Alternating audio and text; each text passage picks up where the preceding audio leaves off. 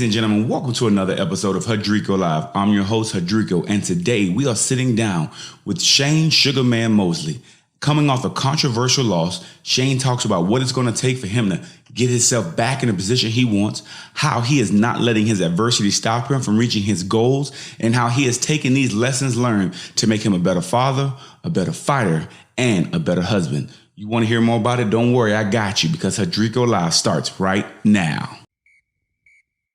Ladies and gentlemen, welcome to another episode of Hudrico Live.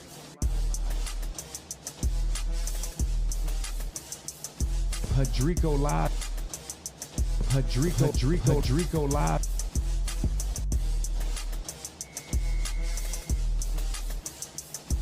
Hudrico Live.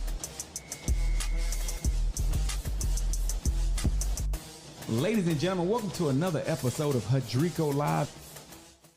Ladies and gentlemen, welcome to another episode of Hudrico Live. And today, guys, we have doing something we ain't never done. We breaking new precedents.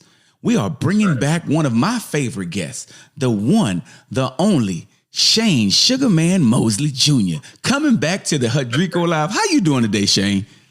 Oh, I'm doing great, man. Just actually getting the workout in. Getting the workout in. Keeping it tight. That's right. The work never stops, huh? Never. Shane, man, first off, we want to thank you for taking the time to join us, man. You know, first off, you just showing the character of who you are and the fighter that you are, because you just had a tough fight. You know, you had a fight that didn't necessarily go the way you wanted it to go. And most people in that situation, you know, they shy away from the camera. They don't want to talk to nobody. They go into a hole. They go into a corner. But not you. I text you like, hey, we can do it today. You was ready to go. Yep. First off, help me understand. How do you bounce back after wanting something so bad and not reaching the goal that you wanted to achieve? Well, you got to realize that not everything goes your way, and the work is not done until you reach your goal or you reevaluate. But honestly, like, there's no end until it's over, until you're in the grave, or until you really want to give it up. You know what I mean? But for me, you know what I mean? Yeah, I lost. I mean, I didn't feel like I lost, but I still see the things that I can change. I still see the things I can work on. I can still see the things I can be better at. And that's only going to ultimately make me a better fighter, a better person, and a better man. You know what I mean? So I just got to take what I can from this situation, which is work harder, pick up maybe some intensity and be more decisive with my boxing. And, you know, honestly, if I get that rematch, I'm knocking him out. There's no other choice. Wait a minute. You saying we ain't hesitating? It's a knockout straight up. Oh, it's a knockout. I have to. If I got to look at it like this, right? I felt that I won before, right? With my decision. I felt like I should have got the decision. So that's off the table now, because they showed me in their actions that I can't win the decision against an A-side fighter. You know what I mean? So I have to go and knock him out. So if I do fight him again, if he does give me the opportunity again, I have to go in with that intention. I have to go in with that mindset. And that's also something that I've grown from this situation.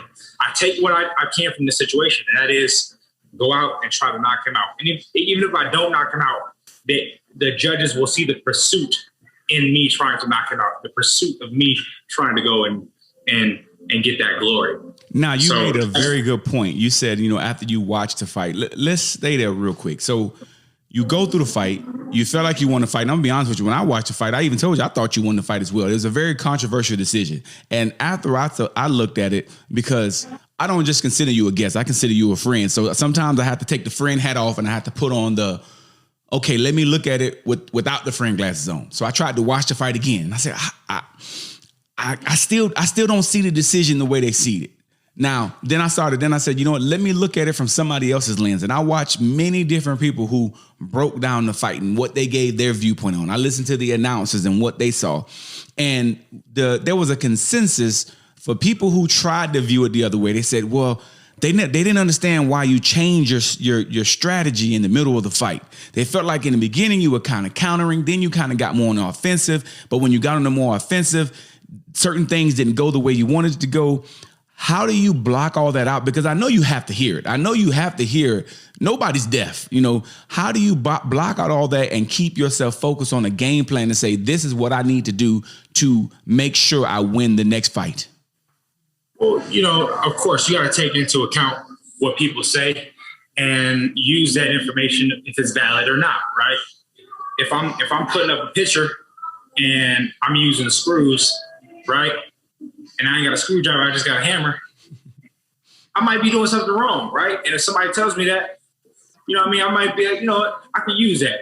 But if I have, you know, nails and a hammer and they say, hey, you should use a screwdriver, nah, I got this. This hammer gonna work with this nail. I know that. You know what I mean? So I gotta take the information for what it is and see if it can be applied, if it can. And if it can't, if I can't use it, then I dismiss it. You know, there ain't nothing, people giving me their opinion. There ain't nothing wrong with, you know, any information as long as I can use it and I can decipher what is useful and what's not. And I think I can decipher from people's opinions on what is useful and what is not. To be honest, I do think that, you know, I probably should have been more boxing, but I was trying to close out because I could see him weakening. I could see him. He was retreating. When I was coming forward, he was retreating. He was running from me. You know what I mean? So that shows that me being dominant, that shows me applying my pressure. So that phase of me boxing him or outboxing him is no longer necessary. I need to go into the next phase, right? And that is closing the show. And that's what I tried to do. And maybe I didn't do a successful job as far as making it clean, but you know, I still was closing out and I was still walking him down and being aggressive and effective. So, you know, that's here nor there. Everybody judges a fight differently. And obviously the judges thought that, you know, I wasn't doing what I should have done. But next time, you know, they won't be necessary. We ain't leaving no room for doubt.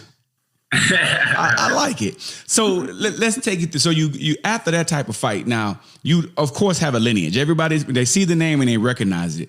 Your father being in all the battles that he's been in, what type of advice does he give you after going through a fight like this? And what does he give you or tell you after going through such a disappointing evening when a night that you felt that you did enough to get the win? What does Sugar Shane Sr. say to you?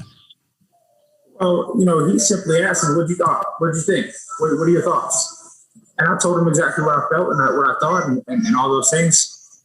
And he simply said, good, your head's in the right space. Because the thing is I think he realizes it from a fighter's perspective, right?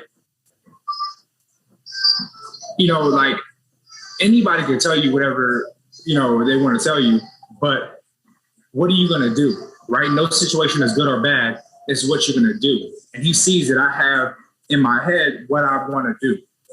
And I think if I maybe came with him with some doubt or like some, you know, I don't know what I should do, I can't believe this, da, da, da, da, he would have been able to give me more advice. But since I came into him like, look, this is what's going to happen. I'm going to try to do this. I'm going to try to get that rematch. I'm going to come at them with this, and this. And the next time I fight him, I'm going to come in with some intensity. I'm going to try to knock him out. Right? That's not a guy that's coming to you for advice. That's a guy telling you what he's going to do. Yeah. Right. So as a fighter, he understands, okay, this man has a plan. Okay, good. Your head is in the right. I need to tell you your head's in the right space. Do that. Right? Step aside. Right? If you telling me, hey, my plan is to get this, and this is what I'm going to do, I'm going to say, yeah, do that. That's exactly what you need to do. And I'm going to support you. But if you came to me and said, hey, man, you know, I really want to get a house, man. What should I do? Then it's like, okay, man, well, I think you should go and do this, right? It's a different conversation. So when I came at him and he said, hey, you lost a fight, you know, what are you feeling? I didn't come at him with some, what do I have to do? I came at him with, this is what I'm going to do. And he sees a man with a plan rather than a man coming to him with some advice. So he read the room and said, you know what? you know what, son? It's so crazy. Aside from this, right? I was telling him about my kids. He was like, man, you're a real dad. He's like, you're a real dad. He's like, it's crazy. You making me feel old. He's like, because you're a man. You know what I mean? and so with that being said, it's kind of that same idea, right? I came with him as a man, and it was like, all right, this man doesn't need advice. He needs just, some support. You know what I mean? Just some, yeah, you're right. You're thinking the right way and you're doing the right things. So that's really what it came down to. And even when it came to, my kids, because I was telling them about, what was going on with them. And it was just like, yeah, you're in the right space. That brings me to a great point, because I think it's something that we can tie this into it. You are a father now. You are a husband. You're a fighter. The life lessons that we have to teach our kids are very important, because as a father, you always want your kids to win. But your kids are old enough, they understand daddy didn't win the fight. Wifey, and trust me, for y'all that don't know his boo, she is so team Shane. Like, she is ready. Like, I think she can put some gloves on and go a couple rounds with y'all. I'm telling you what, she don't play. Right. So I know that was an emotional moment when y'all was finally reunited and the decision didn't go the way you went. But how do you as a father teach your sons that, hey, son, daddy didn't get what he wanted today, but it's okay. And this is why, and this is what you need to do. What do you teach your children in that moment? Because I think it's a valuable lesson. Well, the thing is, what I teach them, right? A lot of times you can tell people whatever you want to tell them, but you show them with your actions. They'll see that their dad lost. But guess what? I still took them, because my plan was, as after I won the fight, I was going to spend time with my family, right? And I was going to take them on a vacation, and I was going to treat them, because they had my back when I was doing my job.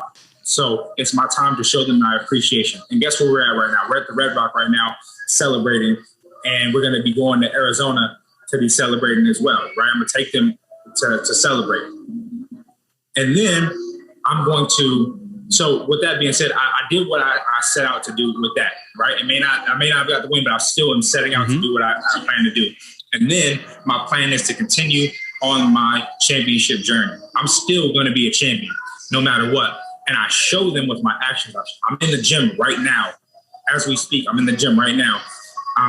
When we're finished with our trip, we're going to go back in the boxing gym. I'm going to talk to my promoter and see when I can get another fight. If not a rematch, another fight.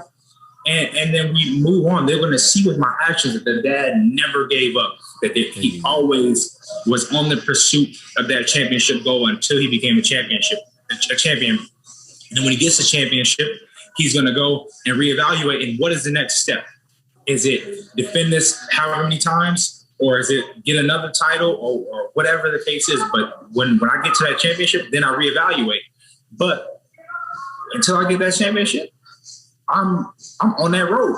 And they're going to see that with my actions. They're going to see that with what I do and how I conduct myself, and how I conduct myself even through trial and error. You know what I mean? I think most people forget we couldn't crawl. We couldn't walk.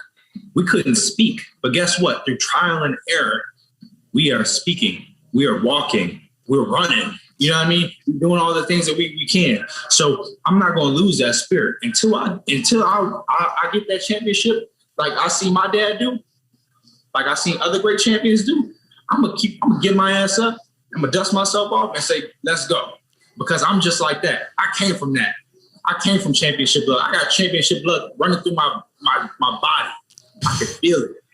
And so that's what I'm going to do. Until I become a champion, I'm going to keep on dusting myself off until I can't no more. Sugar man, you got me ready to fight somebody. I'm about to go walk out in the streets and hit somebody with a 1-2, man. Listen, I'm ready, man. Hey, listen, you know what you said? A lot of times we like to tag like black excellence, white excellence. It ain't no color. That's fatherhood excellence, period, man. And that is a true example of what you want to do and set for your children and what you're doing. Setting that example and saying, hey, the outcome didn't change my example of what I want to be to you. My determination and my drive stays the same. Now, on the boxing side, boom, you got through it. It's over. Quigley, hey, give my man his rematch. We call it Hudrico Live is calling you out, Quigley. Give my man his rematch. But let's say that don't happen. Because sometimes, listen, when you whoop somebody ass, just like in a street fight, if somebody whoop you and if somebody said you won, you may take that win, but you ain't just necessarily in a rush to go fight that person again. So let's say he doesn't rush to get it. What's next for Shane Mosley Jr.? Well, we got to reevaluate with my team, with my promotional company, my manager, and we'll go another way, right? But truth be told, right? If the shoe was on the other foot, right, and I won a fight that this other man felt that he won, I would tell him, bruh, run that back. Oh, you think you beat me? I'm gonna show you.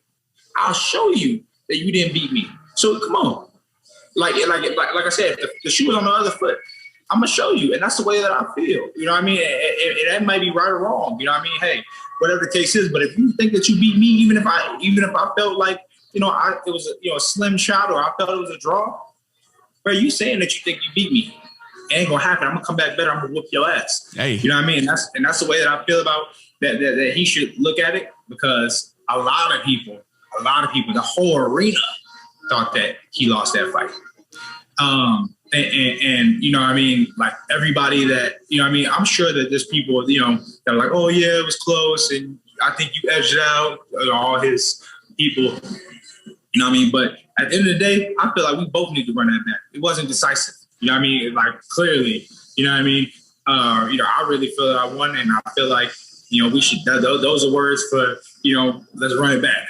Listen, at the end of the day, we ain't looking for nobody. Quigley, I'm looking dead in the camera. Quigley, I'm talking to you. Let's go. Talking to you, baby. My man is calling you right back for the run back, because it makes sense. It was definitely a controversial fight. It was, you both went in there, and it was a battle. I mean, definitely. I did feel like he was offensive. Quigley had some good stuff. I'm not going to downplay him and say he didn't come prepared, but I still think he won the fight. And I think a lot of other people did feel the same way. And I'm pretty sure on his side of the equation, them people felt the same way. So the judges are judges. Judges have been doing what judges do for umpteenth years. I don't know why anybody's surprised. It's the definition of insanity when you're expecting something different and you get the same result.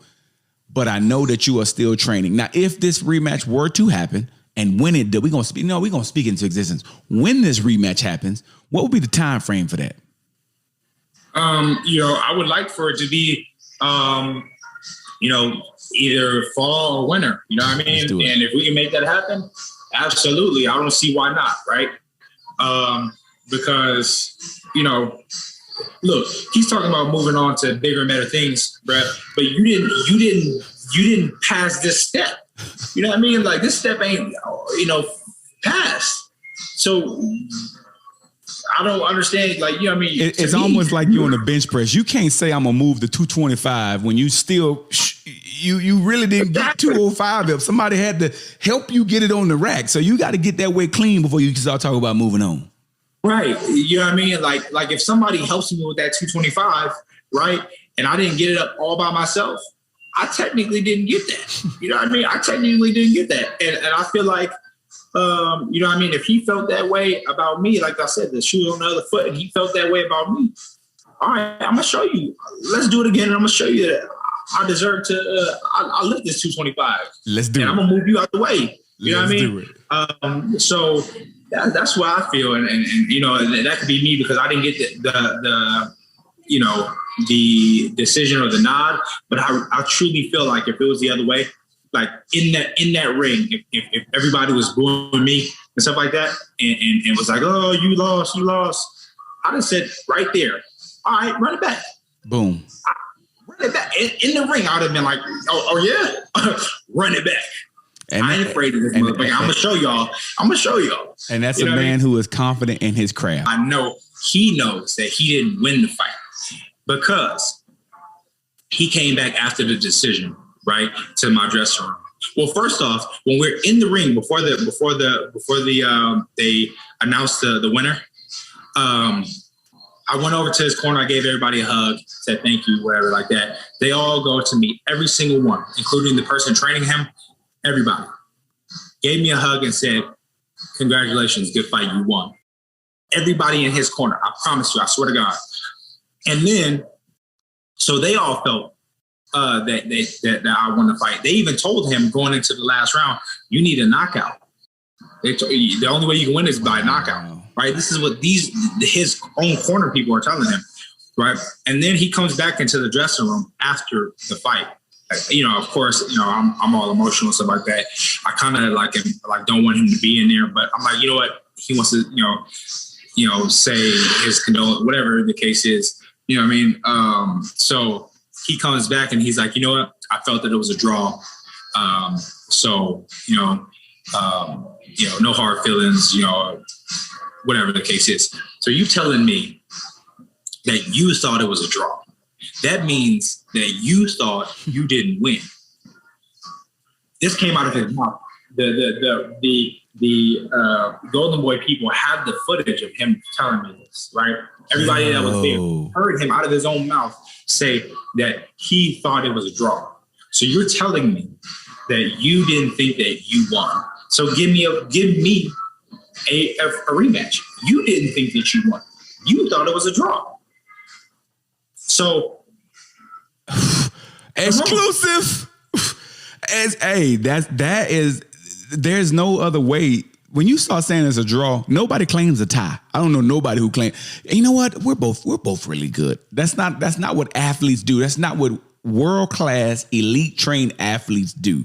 So for him to say that, like you just said, he didn't even think he won. So it definitely goes to show you that if there's not anything else, another fight, it has to happen. For the sport of boxing, it has to happen. Exactly. And I know people will watch it. It was a great fight. People will watch it. But the thing is like for me, right? Even if I felt that I got close to whatever like that, I would let you know, look, bro, it was close. But I think I edged out, but it could have won either way. I felt that I edged out a little bit at the end, but it could have won either way. You know what I mean? But nobody goes, oh, I thought it was a draw. Sorry. You know what I mean? You know what I mean? Like, nobody does that. Somebody in no way, shape, or form does people say, yeah, you know what? I think it was a draw. I'm sorry about that.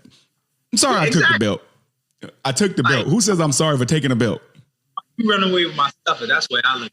Because you felt that it was a draw, and you felt that you stole this, and now you want to keep on running. Wow. No.